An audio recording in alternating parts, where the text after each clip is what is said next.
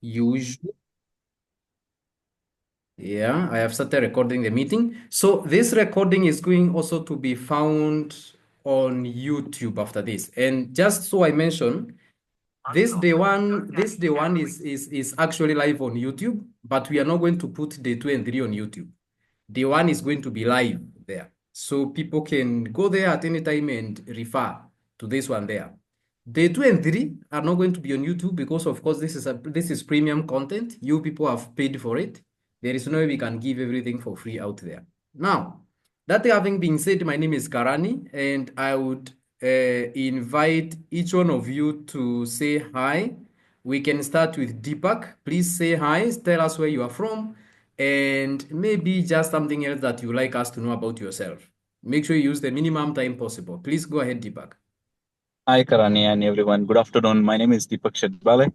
I'm based out of Dar es Salaam, Tanzania. I work with company Business Growth Catalyst Limited.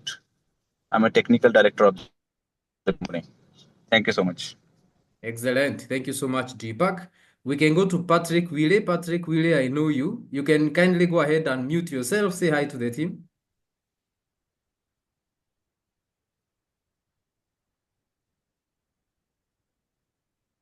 Wille maybe will take some time to unmute himself. We can go to the next person. Tony. Tony, please go ahead and unmute and say hi.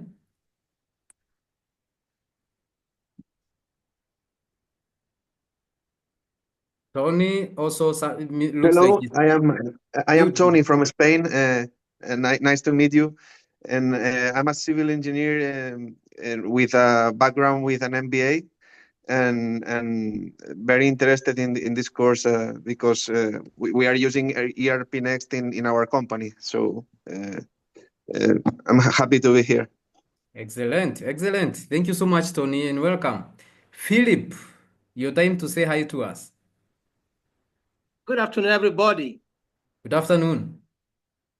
My name is Philip, calling from Lagos, Nigeria. Okay. I'm a Frappe ERPNext certified consultant, not the developer. Version 15. I certified last month. Not the developer, but the Frappe operation. Okay. I work as a managing consultant with Contrast Accounting Tech, Lagos, Nigeria. Okay, great. Thank you so much, Philip. Welcome to the bootcamp. Willie, I think you had unmuted. You wanted to say hi now? Hello, yeah, my name is Patrick Willie. I have a degree in business administration and we've been using ERPNext for a couple of years. And I'm here to strengthen my understanding and abilities of managing or using this tool to manage our business. Excellent. Thank you so much, Willie. Willie is from Kenya. We have Njoroge. Njoroge, please unmute and say hi. Yes, thank you. Hello, everyone. My Hi, name is hi. Francis Joroge. I'm from Kenya. I'm a software developer. I've been working with Frappe for the last 1 year, and I want to extend my knowledge beyond where I am. Thank you. Excellent. Thank you so much, Njoroge. You're welcome to the bootcamp. Michael, please say hi. Hi, good afternoon, everyone. Good My name is afternoon. Michael from Ghana, and I work at PowerSoft Systems. I'm currently a junior developer at PowerSoft Systems. I'm here to expand my knowledge in ERPNext. I have been deploying ERPNext websites for the past year. Okay. Thank you so much, Michael. Thank you so much. Thank you so much, and you're very much welcome to the bootcamp. I think there is someone by the name Shifo. Shifo, please go ahead and say hi. Hi, everyone. My name is Hi. Alan. I'm a data analyst and project manager at Join4Sec Africa, and we want to integrate ERPNext in our system. Thank you very much. Excellent. Which country are you from, Alan? I'm from Kenya. Excellent. Good, good. Welcome to the bootcamp. Kenya Thank is you. well Thank you very represented. much. Kushal.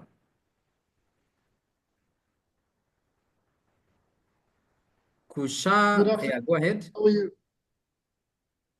So I'm from a company in Kisumu, tiny corner of Kenya. Hope you come here soon for some samaki. If you invite me, I will come. Thank you so much, Kushal, for the invite. I'll certainly consider that.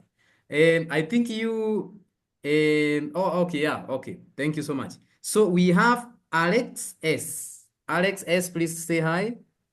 Hi, I'm Alex from Bulgaria. I'm consultant and helping friends with their ERPNext and interested in more technical stuff. Possible. Yeah. Excellent. You said you're from which country? Bulgaria. Bulgaria. Okay, excellent, excellent. Thank you so much. Thank you so much. Then we have Igal. Good afternoon, everyone. My name is Igal Mohammed. I'm joining from Nairobi, Kenya. And I'm a software developer and a data analyst. I'm Excellent. excited to be here.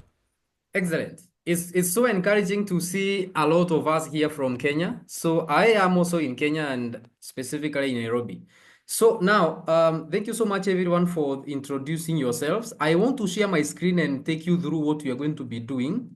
So allow me to do that. Go down there and then I will pick which browser is this. Let me see. I am interested in this one, I believe. Yes. Tell me what you see.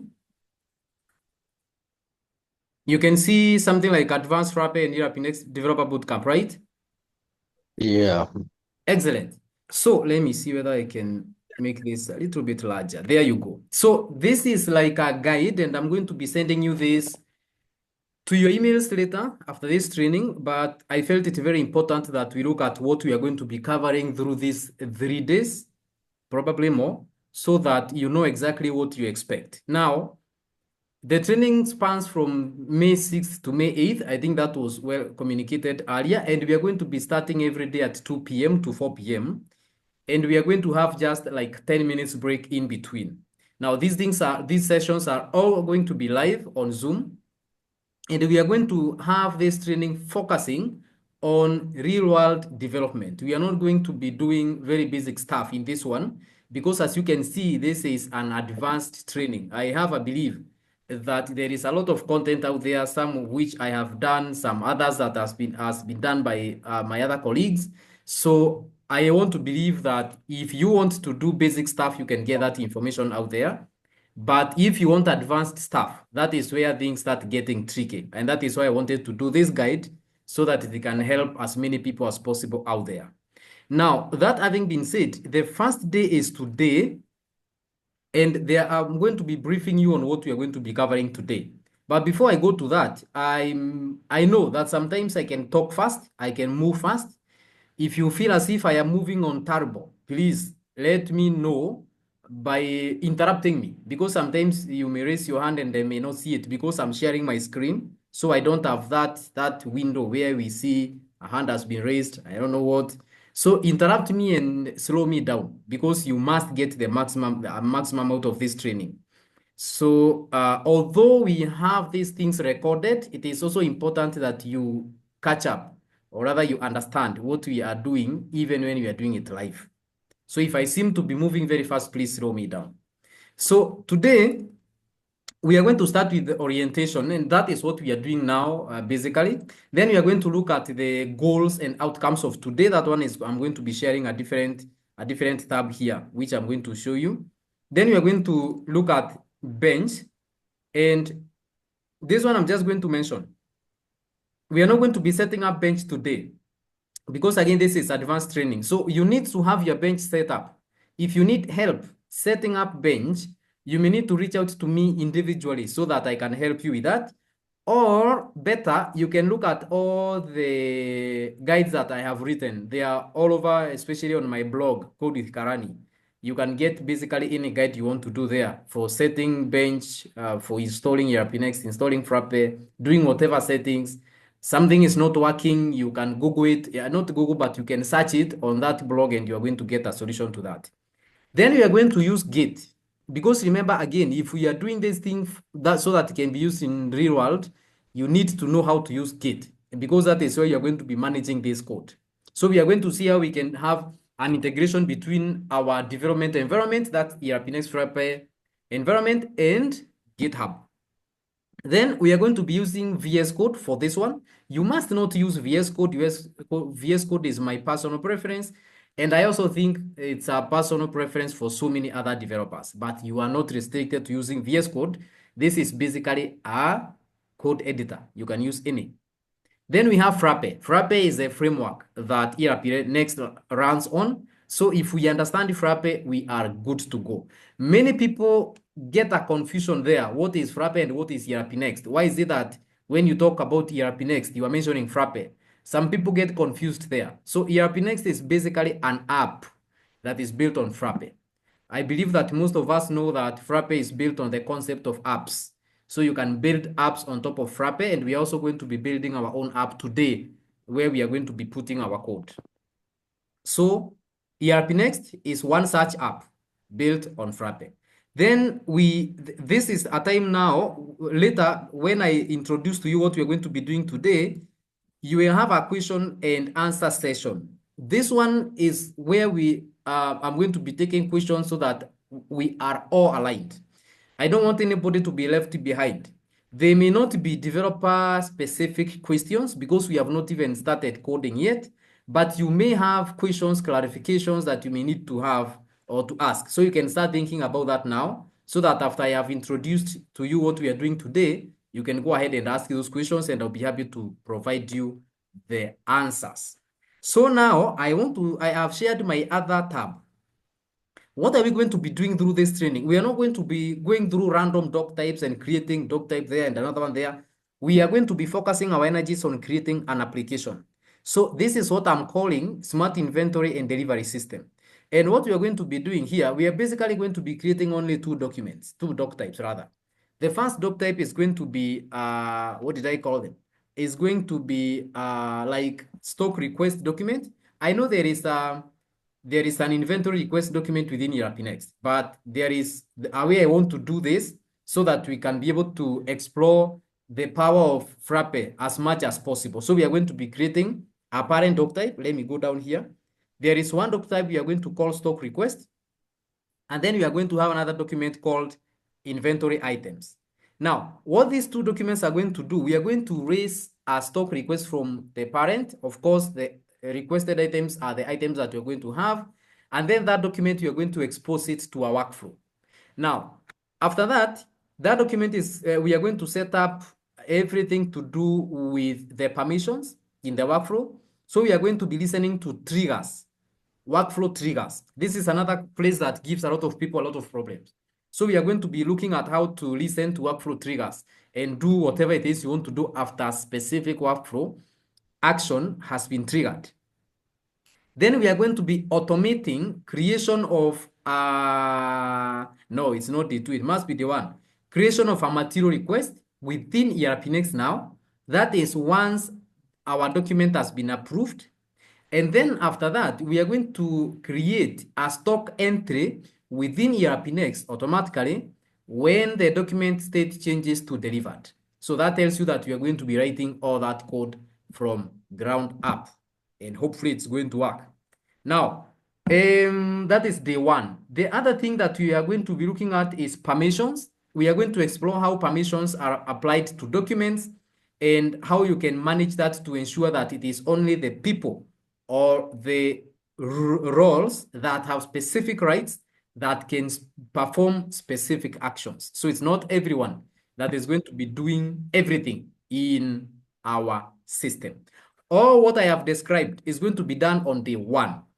Day two, which is tomorrow, we are going to get outside ERPNext because remember, again, this is real world development.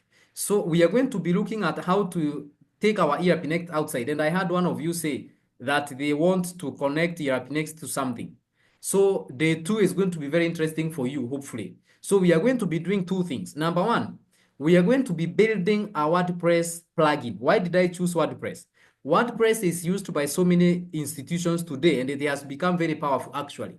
And just so I mentioned, I had personally dropped WordPress completely because I felt that Next.js is a better framework, and I don't say it's not better. It's a better framework. So all our websites you see out there are built in Next.js. But I have also come to notice that WordPress has become very powerful. If you look at, for example, WooCommerce, it's a very powerful plugin. It's very easy to deploy WordPress websites in WordPress. If you get proper hosting, WordPress was known to be slow. These days, WordPress is not slow. Because one of the reasons also why I dropped WordPress like 5 years ago was because I believed it's very slow. And it was that time, probably. Or maybe I'm the one who didn't know how to configure it properly. But I felt it's slow, and I moved to Next.js. But if you look at the institutions that are running WordPress today, there are so many. So I wanted to make a way that these institutions can benefit from ERPNext. So they can create forms within their websites, and these forms, when they are filled, for example, I can do a form, even a contact form can send data to the CRM system, which becomes like a pipeline, which starts creating your sales pipeline. You can also do that by creating a form on your website that becomes a stock request form.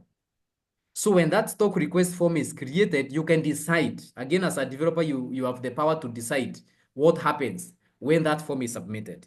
So we are going to be building our own plugin tomorrow, WordPress plugin. We are going to be connecting that to ERPNext, and then we are going to make sure that every time that form is filled, is going to send data to our ERPNext. That's number one. The second thing we are going to do tomorrow is the one that I published on YouTube a few days ago. I did an app which could validate or could check the validity of a delivery note.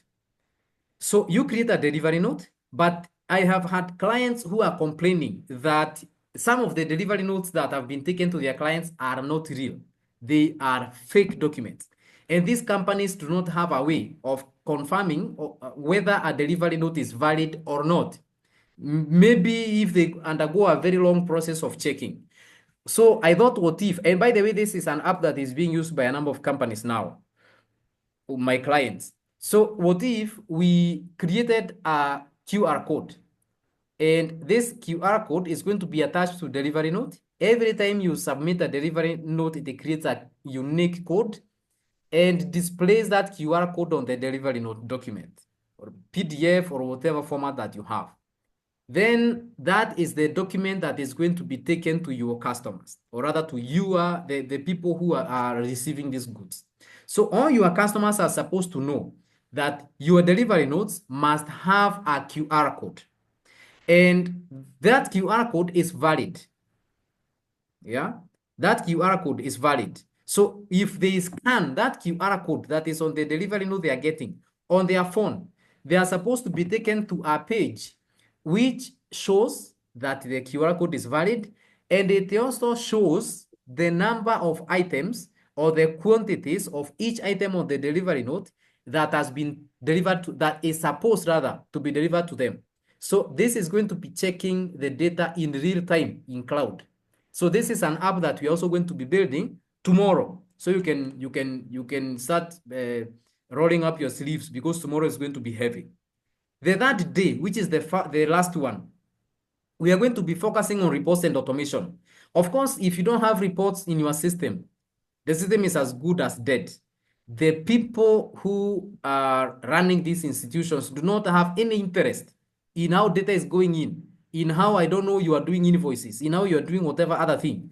Their interest is the report. They do not have time to go and start looking for, I don't know whatever invoice was sent, where the status of which invoice. They want you to create them and report. They can look at it. It could be a dashboard or something, but we are going to be focusing on creating these reports tomorrow.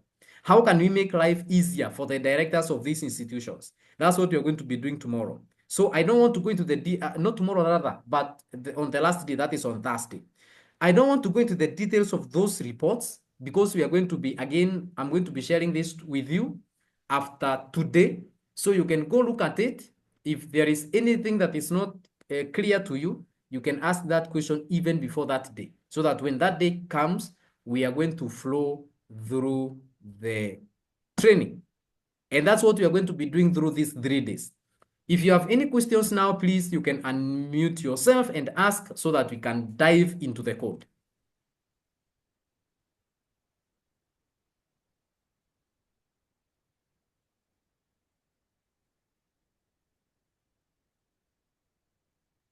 Okay, Silence probably means that everyone is comfortable. So I am going to remove my video now because I don't want the code to be interrupted. I would want the code to be coming to you without having to be interrupted by slow internet or something. Is there a message here? Let me see.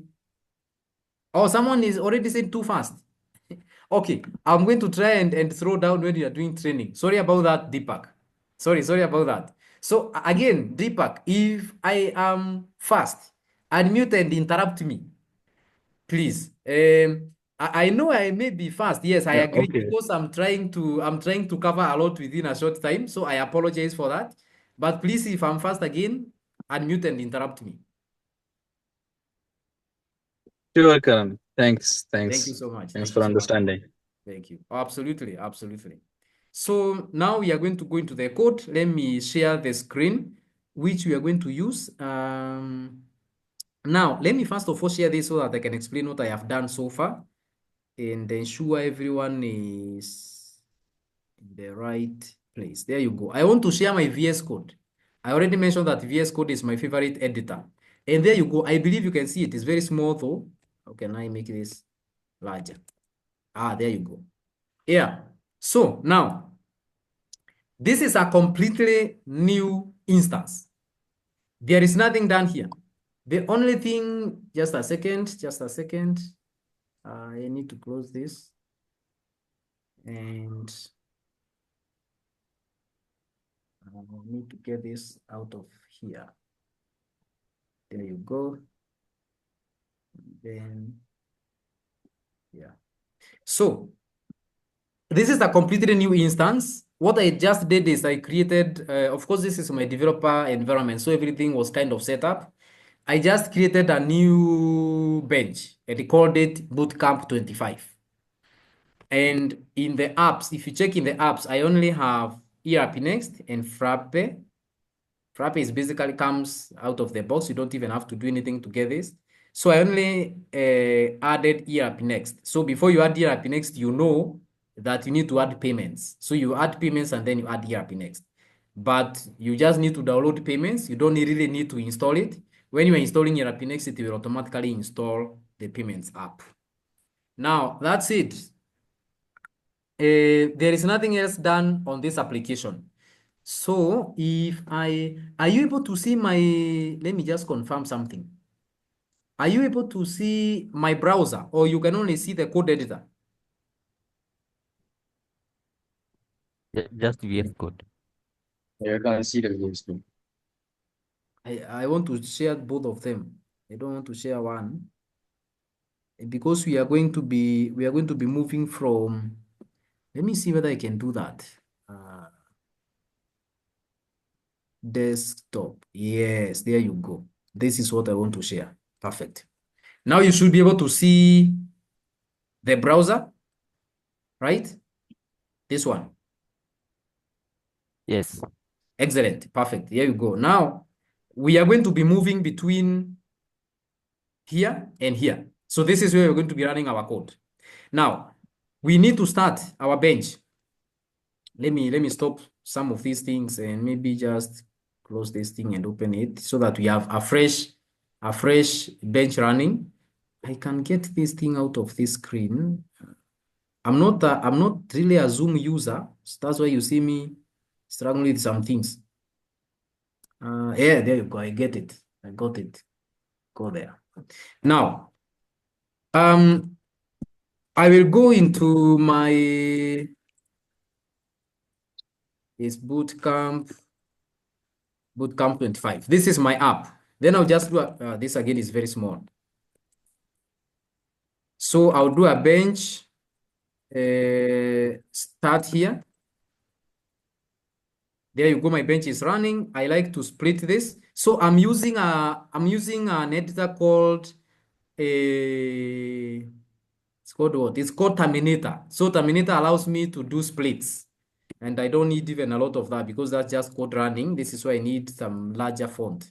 So Terminator can allow you to split this into as many windows as you wish. So I find it easier so that I can see what is happening in all my screens. Now, here, we are going to go into Bootcamp 25. I need to first of all go into the Frappe user, and then I go into Bootcamp 25. And now this is where you're going to be doing anything that we need to do when it comes to our terminal here. But what we need to do now is to create the two doc types that we agreed that we're going to create. So where is this thing running? You need to check where this thing is running, which port and all that. So let's see. This one is running on port 61 and it's running on localhost. So if we come here and do 127.61, we are supposed to see our site running, hopefully.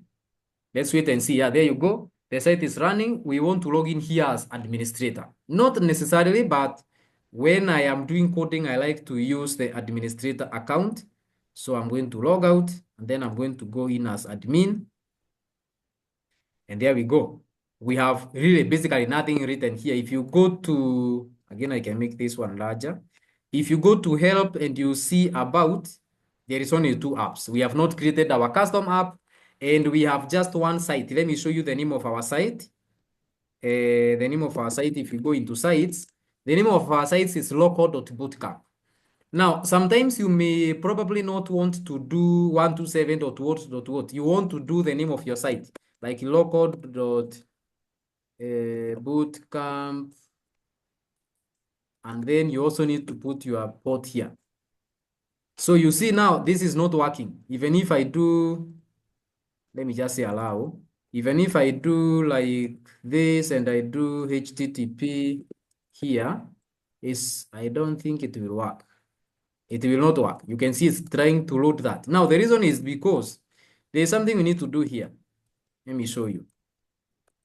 And I said I'm going to remove this video. Allow me to just remove this video. Yeah, there. Perfect. So now, let me go back. There's something we need to do here. We need to do bench. Yes, I think it's bench. Site local dot, what is it? I think I copied. There's this one. Site local dot bootcamp. Then you do add to hosts. So basically, this is adding this thing to your local hosts file, and therefore this is going to be accessible through the browser. So if we do that, and that hopefully it runs properly, it requires my Frappe password, and I give it. So now this looks like it has been mapped properly. If we come back here and we copy this thing again, you see it again tried to navigate to the wrong place. So if you do HTTP and that, and now you check, hopefully that is going to redirect local.bootcamp. That's supposed to redirect to our, this is complaining. That is good. This could be, let me see. We have 3 O's in boot. Sorry? The spelling of boot. You got one extra O. Okay, there you go. Remove this. Excellent. Thank you so much. Thank you so much for that observation. So now you see we can access our site like this, and I find this cleaner and better to do. So administrator, and now the password is that, and then I log in. Let me save it. Now, once we are in here, we don't need this. So we can go to system settings and we can remove this guide. We don't need to see that. And now if we refresh, it's not going to be there.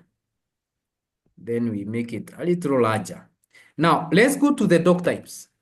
Even before we go to the doc types, we need to make sure that we have an app, because remember when we were doing the introduction, we said that Frappe employs the concept of apps. Why do we do apps? Why is it that I can't just come here and start? Because when we were starting this thing, you could come to a document like sales invoice.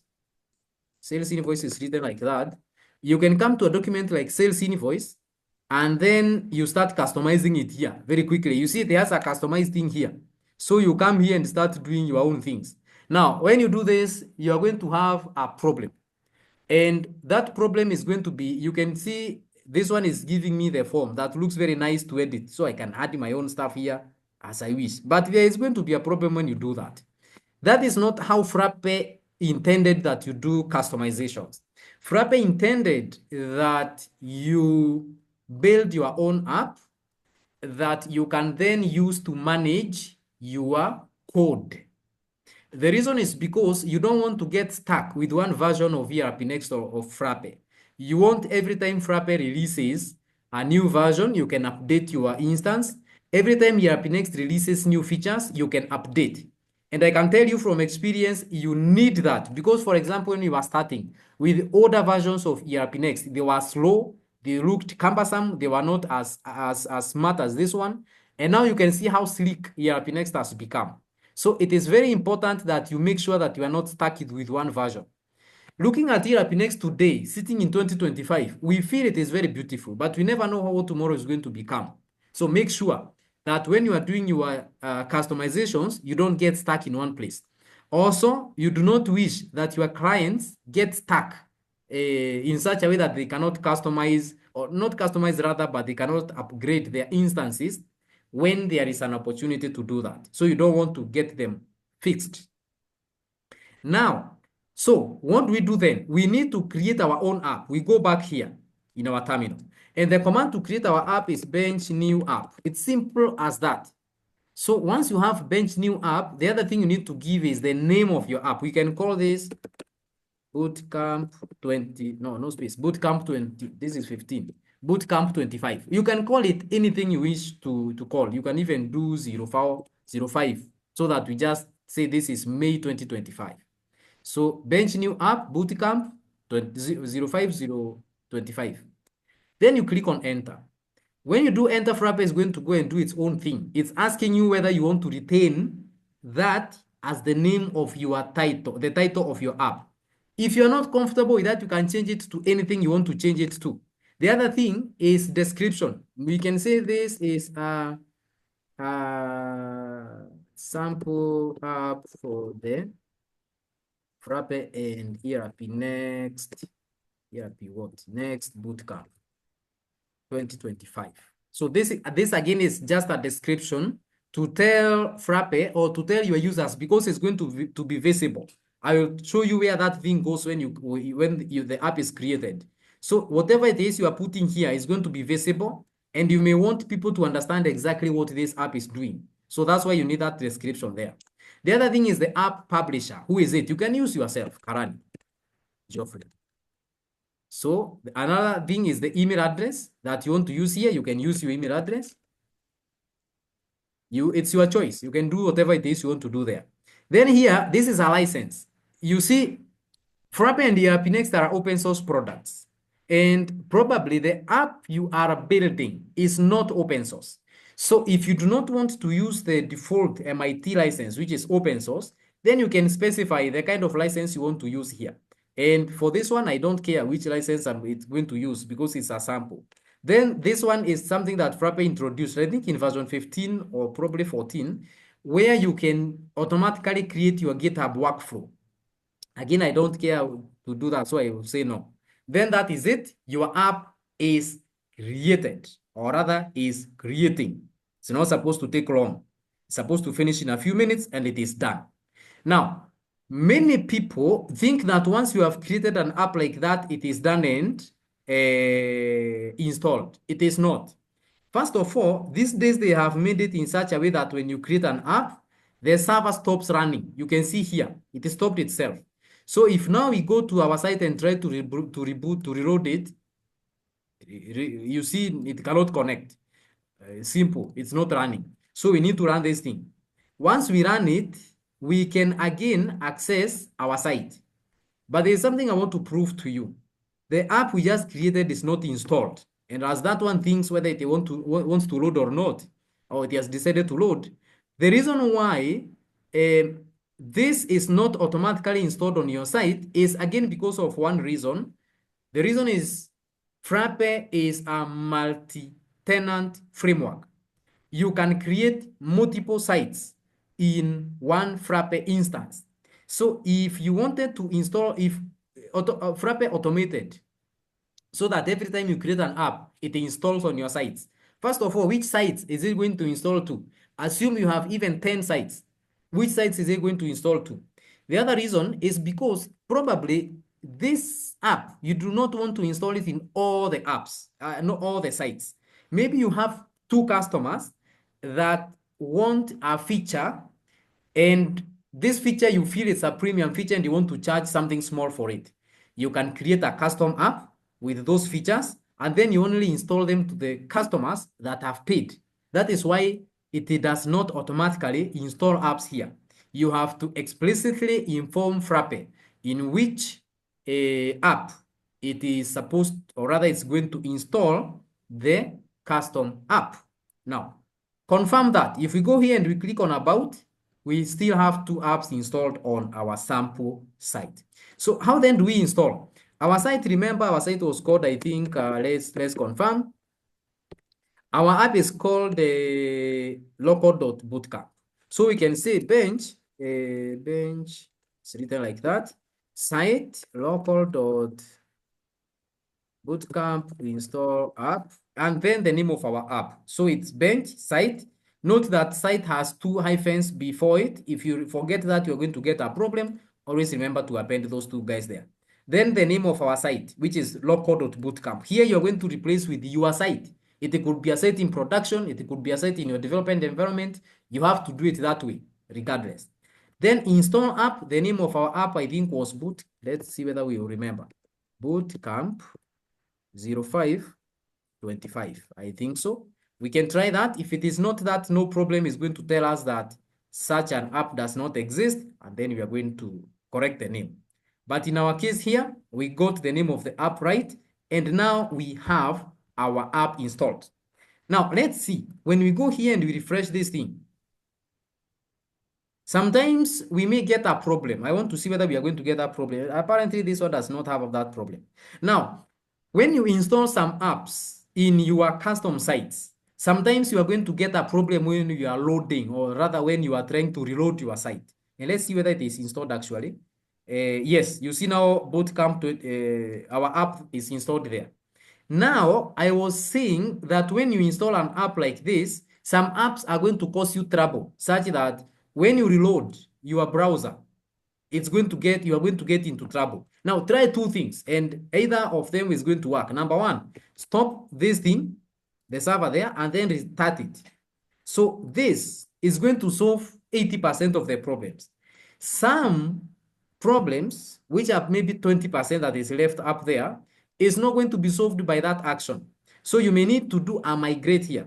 So we are going to get this thing back because we just need to add the name migrate there. So the command to do a migrate is bench site, the name of the site, then you append, or this is append, the name migrate at the end. What does this thing do?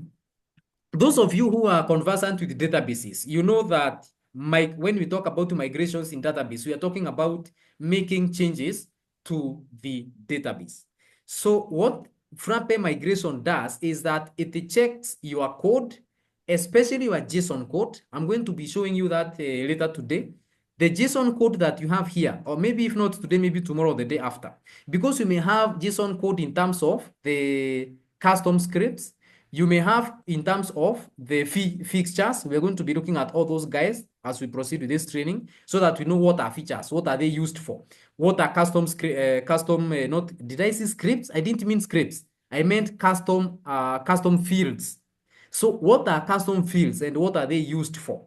So all those things we are going to explore during these 3 days we are going to have here. But those are the things that hide in the JSON code here, for example, but I don't think we have any JSON code, so I just may be wasting time. I will show you how JSON code looks like. So, but I believe if I go to something like ERPNext and then I go to ERPNext, here, do we have fixtures here? We don't have. We don't have, anyway. We don't have that. I'll show you when we are proceeding. So, guys hide in a document called fixtures. They may also hide in so many other folders inside there. And these are things that are supposed to be affecting your database. So when you run, I think I was here, when you run the command migrate goes into those files, it checks what is there and is not in the database, then it makes sure that your database has been aligned to marry whatever it is that is inside your files. So then when you do bench site local.bootcamp migrate, it is going to go ahead and do exactly that. So we run it, and there you go. It's running the migration for Frappe, now running migration for ERPNext. It's also going to check migration for our custom app. There you go. You see here. And then if everything is successful, this is the message you are going to see. If there is something that is not successful, you're going to see a message here telling you that this and this migration has not succeeded. And it is also going to give you a reason. That is how sweet Frappe is.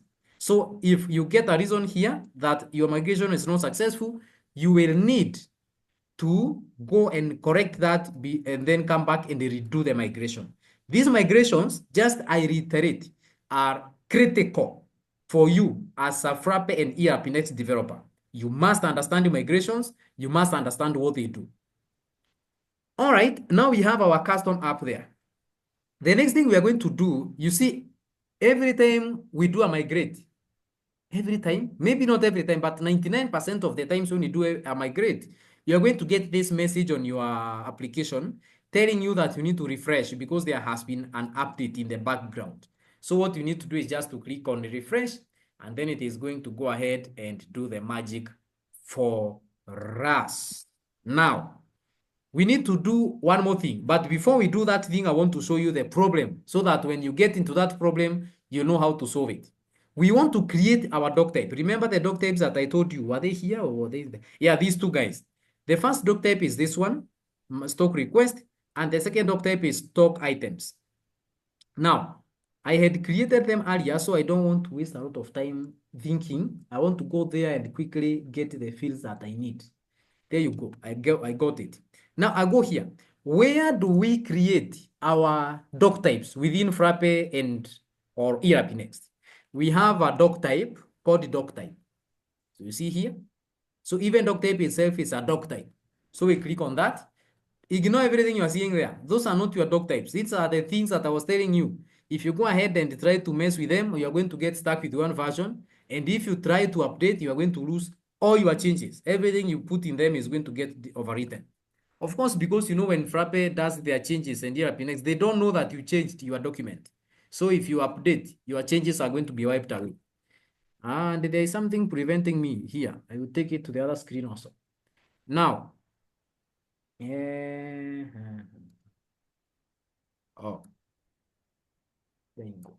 Now, here we have a button that says add doc type. We are going to click on it. Now, the thing I wanted to explain to you is this. You see down there, we have something conspicuous. A checkbox that says custom. And that checkbox looks like we cannot uncheck it. And by confirmation, we cannot actually uncheck it. What does this custom checkbox mean? This thing, if you leave it there, the document you're going to create here is not going to create code in your file system. What I mean by that is, if you come here and you go to your app and your app again and your app again, inside here, all the doc types that we're going to create are going to be created here. I'm going to be showing you that when we create our first doc type. But if you leave this checkbox checked, it's not going to create because Frappe assumes that you are doing this just for test. And this is normally very important when you are in production because you don't want to do doc types that affect code in production. You want to do that thing in development, then push it to GitHub, then GitHub will update your production server. So if you leave this thing unchecked, if you leave this thing checked, Frappe is not going to create that file into your file system. Then how do we uncheck it? Because clearly we cannot uncheck it from here. Now, we can uncheck it by doing one simple change. If we go here and we go to our sites, you see, this is our, do I need to make this larger? Yeah, maybe there. This is our folder name or our bench name, the bench that we created. Then down here, we have a folder called sites. Open it. Then you will have all your sites here. But the site that you are interested in now is local.bootcamp. And if you check, we have this file in there called site config. So you need to open that thing. And don't touch whatever is there because this is the database name, this is the database password, and this is the database type. So if you do not want to use MariaDB, many people have been asking this. If you don't want to use MariaDB and you want to use Postgres, you can just change this thing to Postgres and you're going to use Postgres. But there is a catch. If you are only doing Frappe, the Postgres is going to work fine. But if you have ERPNext installed in that instance, you're going to have all kinds of trouble trying to use Postgres there. And the reason is because all the queries have not been optimized to work with Postgres database. So if you are doing ERPNext in your instance, don't try to change this thing. Just leave it as MariaDB. So don't touch those guys. Leave them as they are. Then add one line down here. And this line is what is called developer mode. And then we are going to change it to 1. So currently, if it is not there, if the developer mode is not there, Frappe will assume that this thing is not in developer mode. So this thing is left as 0. If it's not there, Frappe assumes 0. So you need to change that to 1 to tell the system that whatever it is that you are seeing me working on as a site is on developer mode. Now, when you do that, sometimes you may need to restart our server. Some other times you don't need to. So let me just come here and do Control-Shift and R so that I can clear the cache and see whether that checkbox is going to allow me to uncheck it. And yes, even before I restarted my server, this one worked. And now I can check and uncheck my custom. So that's the little change you need to do. The other thing is you need now to create your doc types. The first doc type we said is going to be called what? I'm checking, guys. So the first doc type we said is going to be called this. It's going to be called stock request. The stock request doc type is going to be submittable. And then there is another thing that is very, very important here, the module.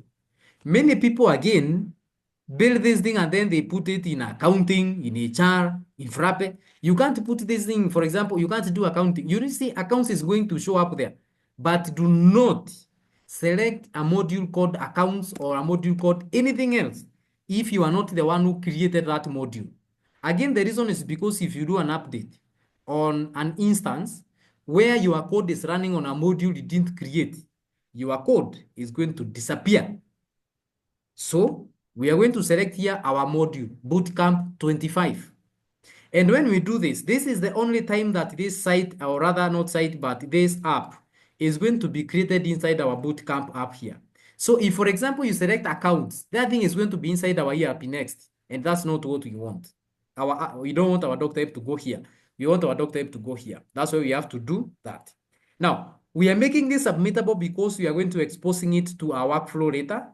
And we also want to have the possibility to do draft and then submitted and then for whatever reason cancelled. So we want to have that flexibility. Then we go ahead and create on create. And then Frappe does its magic. It has given us a form. This form, if it's submittable, it comes with this one field. Just ignore that field. Don't remove it. Just ignore it. This field called amended from is what Frappe is going to use to manage the forms when you cancel a doc type, a document rather, and you amend. Please go ahead. Someone try to ask something. I believe someone was trying to ask something. Please go ahead. Okay. Okay, maybe that was just a mistake. Oh, no, okay, no problem. Then we proceed. Where is, did I see something like Zoom? Yeah, this one. So I can see, let me put this on the other screen so that I can see when there is something popping up there. I will drag this one. Hello, Karani. Hi. I don't know if you can hear me. I'm sorry to interrupt. Go ahead, no problem, Go ahead. Yeah, is this just an overview? Because some of us, it's the first time we are interacting with the Frappe framework, and it was only fair if we were on the same page. We had maybe our environment and everything set up. I don't know, or this is an overview, and we shall have time to be at the same pace. I don't know. Yeah, thank you so much, Eagle, for asking that. Now, there's something I said when you are starting. I think you missed that, but I'm going to repeat for your sake and, of course, for the sake of anyone else who may be having the same feeling. This one is an advanced training. So we were not supposed to do things like setup, But because I understand that it could be more than you that is facing this problem, I said that after this, if you have any problem setting up your instance, I am more than willing to help. So you can reach me out and I'm going to help you set that up. Also, the best way to do it is to use my blog. I believe, can you still see my screen? Yes, yes. So, Igal, I don't know whether you have had a blog, you have rather ever interacted with a blog called Code with Karani. Code with Karani has basically all those things. So, if, for example, I came here and I said, I want ERPNext install, and maybe I do Ubuntu 24. Is it 24? Is it 20.04? 20.22. There it is. So if I do this, I'm just searching there and then I enter. The blog is going to give me a blog post. You see this one? So this is basically a guide on how you can set up your instance on your computer. So the better way, Eagle, is to use this. And I also have a lot of YouTube videos for the same. So maybe you could use this to set up. You can also refer to my YouTube videos set up so that probably tomorrow you'll be on the same page. I know you could, probably it's not only you that has that. So if you are stuck after today, make sure that tomorrow you have caught up in whatever way. Even if you have to call me so that we make sure that that thing is set up. The only requirement I will have from you is to make sure that you have a Linux environment. We are going to be working with Linux. And let that Linux be either Ubuntu 22.04 or Ubuntu 24.04. So I'm putting it in the chat. Ubuntu 22.04 or Ubuntu 24.04. There you go, it's in the chat. So install either of those two guys in your computer, and then if you try and you fail, of course try multiple times, because when you do these trial and error things, you learn a lot. So try and fail. When you are sure you are stuck, then reach me out and I'm going to help you set that up.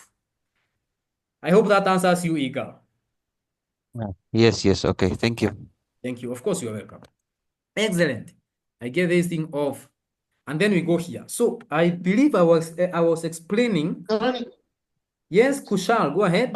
when you're creating a new doctype, what are the checkboxes that you checked? Let me go back there. So how I went back there, I was here. So when you create a doctype, everything goes to settings. So if I click on settings, the only doctype I checked here is submittable. And the reason why I checked the submittable, I said, is because I want to have the flexibility to have a document in draft, to have it submitted, and also to have it flexibility of canceling if people make mistakes. This is because this is a document that, one, we are going to be exposing to our workflow, and two, we are going to need it to be static as long as it has been approved. We do not want people to go back and change quantities of items after the document has been approved. That is why we want to harness the power of Frappe and make it a submittable document. So this is the only thing I checked, Kushal. I don't know whether you want me to go through these other guys and tell you what they do. No, all good. Thank you. Excellent. Thank you so much. So we go back here. So I was saying that once you get that thing as submittable, when you have this one here, in the form, you get this amended from. Ignore it. Don't remove it. Just leave it there. The reason is because this is the field that tracks which document if, let me start like this way. If you create a document and then you cancel it after it has been submitted, then we click on a button called amend. That is when Frappe does a copy of your doctype, and then this form has amended from. So amended from contains the ID or the primary key of the previous document, the document that you have canceled. So that way the system has traceability, which is going to be very important for the people who do audit, because they want to know, why did you cancel this document? Then when you canceled, where did it go? So that is why we have this field here. Very important field created by Frappe, leave it there. We go ahead and create our own. The first thing that we are going to need here is the request date. So this one is going to be a date type, all right? And then we can call this request date. Not data, but date. There. And then you are going to have a second field, which is requested by. No, this is going to be a link. Our link doc type is going to enable us to go into other doc types. So if you have a link, you see this one is a link type. Now, if I try to save this document, it's going to start complaining. This error is saying options is required for requested by. Why do we have that? We have that because we said this is a link and we have not given an option here. We need to give an option to tell Frappe where are you linking to, because a link field is supposed to fetch data from some other field. So you tell Frappe that we are linking this from, we said requested by, let's do user. So you can select a user there. That's basically what we need. But we can also make this mandatory and also make this mandatory, just that. One more thing that we may need down here is maybe these three guys to make sure that these are available on our what? They're available when we do an edit. All of them are visible on the form that is going to pop up. Now, once we have our form, if I click on go to stock request list, this is going to open this, our form here. Not our form, but the list of all the stock requests that we have. The reason why we have nothing there now is because, of course, we have not created any. Let's go ahead and click on create your first stock. You see, this is how our form looks. It doesn't look nice. If this requested by was here, because apparently we have a lot of space here, and I don't know why this one is coming down here. If we were able to put it here, it would look better. Everybody can agree to that. Frappe gives us a very simple way of doing that. Go back here. If you click on these three dots, you have two things, section and column. Ideally, section, this, where my mouse is hovering, this is one section. All this thing that is showing up there, marked by a black line, is a section. So if we say section and then create new section, it means it's going to create something else like this, but down here. If we say remove section, the whole of this thing is going to go away. So we definitely do not want to do that. But sometimes after you have created your doc type, you have done a lot of things, you may need to remove some of those sections. So you're going to do that using this amazing button there called remove section. In our case, we do not want a section. We just want a row, okay? So a row, basically we can tell that this is a row. There could be another row here, another row here, another row here, but now we want a row. So we go here and then click on. I said oh, there I said row, I believe. Column. I'm sorry, I said column.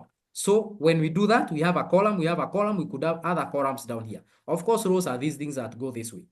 Now, when we have this, you notice that it came there, yes, but it's empty. But it gives us the possibility to create fields here. So are we supposed to create another link and then attach it here and then delete this one? No, we do have to do that. If you like to do that, you can go ahead and do that. But then Frappe made it even simpler, that we can click this thing, hold it, and drag it and drop it there. Amazing. So we can hold and drop and drag things. Then we go ahead and save it. When we save, going back here, refresh, our form now should look amazing the way we wanted it to look. And now if you check on this, you can, the people who have done coding without Frappe, maybe you have been using Django and JavaScript. You know how difficult it is to come up with this calendar here, looking nice like this. I know there are many libraries out there, but of course, getting this calendar here, for those of us that have been developers for quite some years, you know this thing is difficult. The other thing that we have here is, but of course, you can see how Frappe makes it easy. It's basically telling you that this is a date, and then it does the rest of the magic. Then here, we have requested by. Remember that we attach this to the user. So, automatically, Frappe fetches all the users that are inside our doc type and populates them there. Of course, we are seeing administrator, we are seeing guest. If you want to add a filter there, you can add a filter so that you only see different types of people. Even if you wanted to see a specific role, you can add a filter to do exactly that. So our first doc type, ladies and gentlemen, is done. Now, every time you are doing a stock request, you have a date, say today, and then you have requested by Karani, for example. Then you save. But then what are you requesting? You need down here to have items that you are requesting.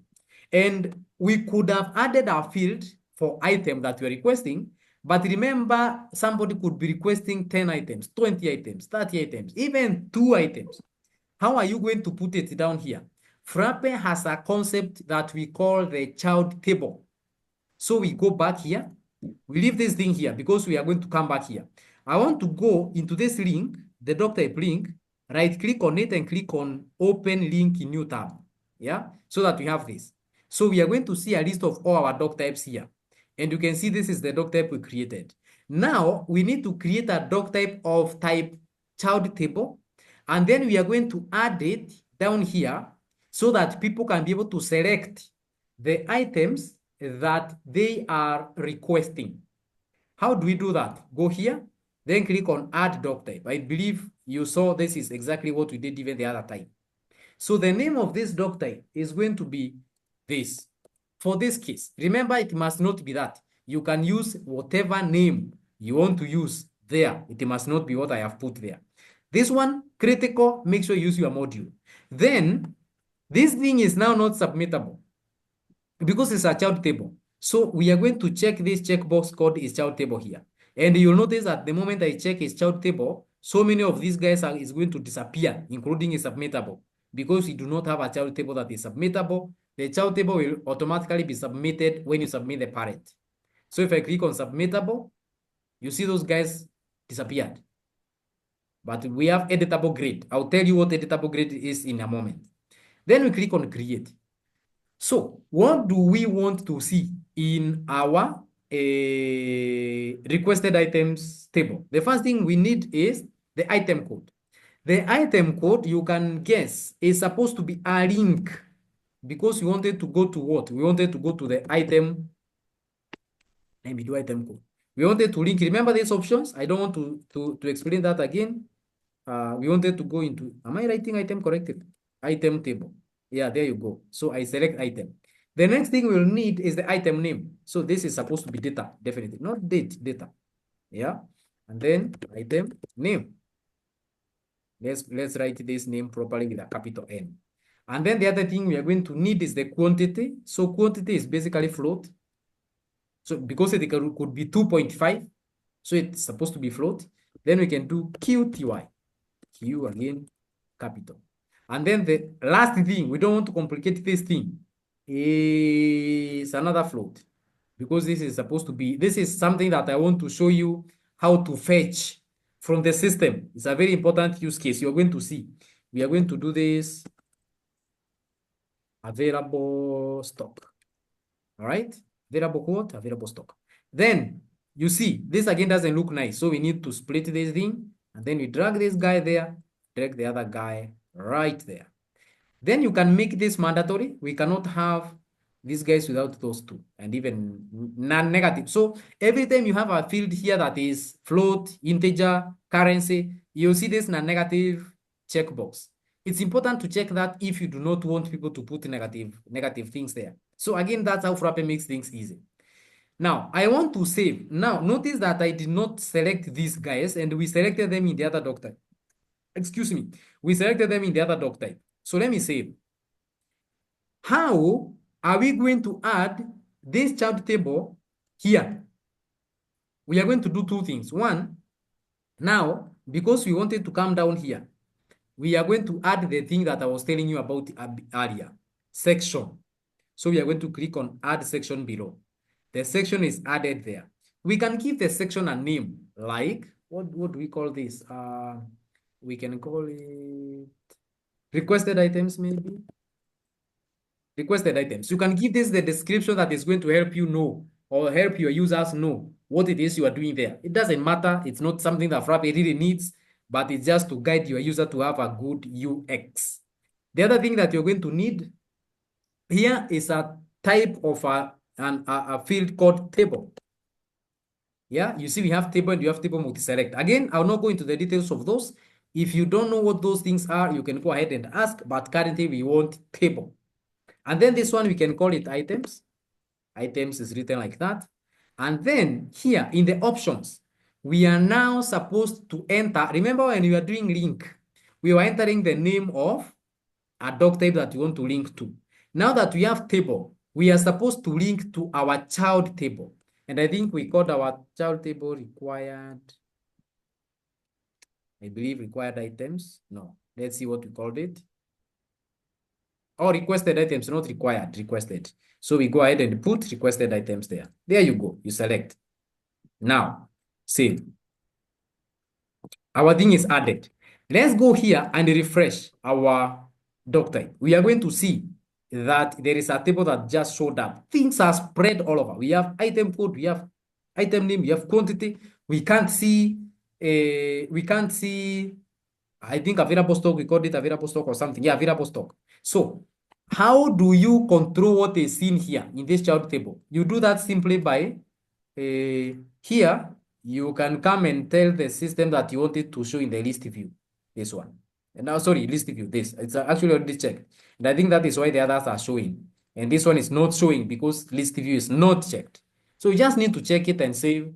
And then when you go here and refresh, your list view is going to magically show. Not your list view, but stock, available stock is going to show there. Now, there are things that we need to see here. When we select the item, oh, we don't have any item. Let's create our first sample item. We can just call this sample item 1. Item group, whatever products we can call, it doesn't matter. We can come here and maybe say the opening stock is 100, valuation of 2,000. And then we save. Oh, I left item name. Let's see. It's going to create the item name, I believe. Yeah, there you go. Now, let me remove. There is something I wanted to show you. When we select this item code, we are automatically supposed to get the item name. We are again not going to come here and start typing sample. And you see when you leave it like this, there's going to be a lot of errors. People typing sample without L, like the way I just did there. Others typing without E because they are late to do some work. So two things, this field and this field are not supposed to be editable. Because if we are talking about available stock, why should somebody type something there? Because this is available stock in the system. It's supposed to be only to view. You are not supposed to enter something. So how do we do that thing? One, making them only read only. This one, again, I'm using Frappe. We have something called read only here. Just check it. You are done. It's done. Then the other one, check it, done, save. That's it. Ladies and gentlemen, we don't have any to do anything else.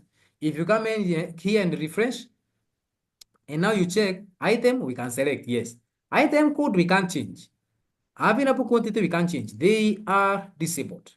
So how do we fetch the item name when we select the sample item here, or rather the item here?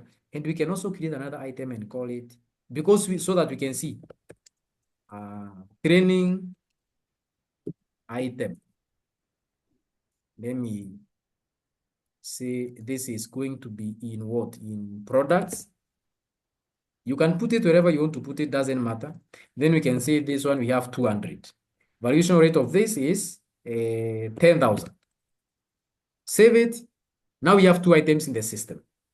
So now, the other thing we want to do is once we select an item, we want to fetch the name. So we are going to go here. Where? Here, yes. In the item name, the thing that you want to fetch. This feature was introduced in, I believe, version 14. If not 14, it's 15. Before, version 13 and backwards. If you wanted to do this, you needed to write code. But again, Frappe did it easy for us. You see here, where we have fetch from, we just need to select the doc type where we want to fetch those items from. So we only have one doc type here now called item because this document is only related to one item and it is related to one item here in the item code. So if we had other doc types linked to this document, it's going to show. And that is of course because we are telling the system that we want to fetch this thing from somewhere. So Frappe cannot fetch from a document which has not been connected. So we select our item and then another field shows up with every field that is in the item doc type. So that now you can select which field do I want to fetch. When someone selects, the item code. And here you can see we have item name. So you want to select the item name.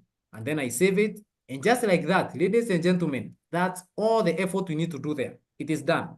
So when we come back here now and we select item name, item code, item name automatically fetches. When we select the other item, item name automatically fetches. The other things we need to do here is quantity. So allow me to finish this one so that we can take a 10 minutes break. I can see it's already past 1 hour. So let's finish this one, then we can rest a bit. So we have request date, we have administrator, we have quantity, 12, maybe and 10. When we save, what we want to do is we want to get this available stock updating automatically. So what we are going to do, we are going to go into the system at the point of save. That one is where we are going to start harvesting the power of what we call the life cycle events. You saw it when we were here. You see here we have this server-side scripting. They are also called, you can also decide to call them life cycle events. So we have validate. So we are going to be checking that on validate. On validate is what we call when you are saving this document. Validate is called. We also had another one called auto name. You see now, this thing has a very ugly name. You see this? We don't want that. And I know some of you know that the only thing we need to do is to come to this document, go to settings, and then scroll down here, and we can tell the system how you want to name. That is obvious. Today, I want to show you how you can use what we call auto name to generate the name of your doc types using code. So basically, you can change the name of whichever doc type. And that one, I have found it to be very important for some customers. Then we're also going to have on workflow action. On workflow action, because now once we save, instead of having a submit button here, we are going to have a button that has workflow actions like submit, submit for approval, cancel, all those things are going to come here. That is why we need this action there. So when we come back, we are going to write that code, we are going to get it done, and then you are going to call it a day for today. So ladies and gentlemen, if any one of you has a question, maybe I can take those questions before we go for the break. Then we can take a 10 minutes break. We come back. We have a few minutes, like 40 minutes left. We need to finish what we have to finish today. Thank you so much. If you have a question, please raise up your hand, or you can just unmute and ask. Then I'll be happy to assist. When I click on the product in the table, it pops up with editing row number 1 with a pop-up, not like yours. When you click on? When I'm adding a requested item, you know, the sample item 1 where you're typing. Yes, here, right? Yeah, so you get a drop down inside that box. I get a pop-up. Oh, you get a pop-up. The reason why you're getting a pop-up is because I had said I'm going to explain this. It's because here in the requested items, if you go to settings, you have unchecked editable grade. If I uncheck editable grade, and now I refresh this, mine is going to behave the same way. So if now I come here and click on this, you see, this is what happens. It pops up. So what we mean by editable grade is, let me return this, is refresh. So what we mean by editable grade, you see, this is what is a grade, this one here. So when we have an editable grade, it means that when I click on this, it is editable. I can change these things there without having to show a pop-up. But sometimes, for example, I had a use case where this thing was huge. The child table was very big, and it was a medical child table, a medical child table that needed to capture a lot of information for a patient. And the people felt that if you just left them like this, some people are getting frustrated because things are disappearing. They do not know that they didn't want to come here and they click on this edit so that they can show and then what. So the only solution we had is make it uneditable so that when you add a row, it shows the entire model there or a pop-up, then you can enter the information there. So sometimes it is necessary, some other times it is not necessary. But that is the use of this editable grade. Thank you so much, Kushal, for that. I had forgotten that. Anyone else with something that we need to clarify? Okay, then we can take a 10 minutes break. We come back at exactly, it's now here, it's now 15:19. So we come back immediately at 15:29. That's 10 minutes from now. Thank you so much, ladies and gentlemen. See you in 10 minutes.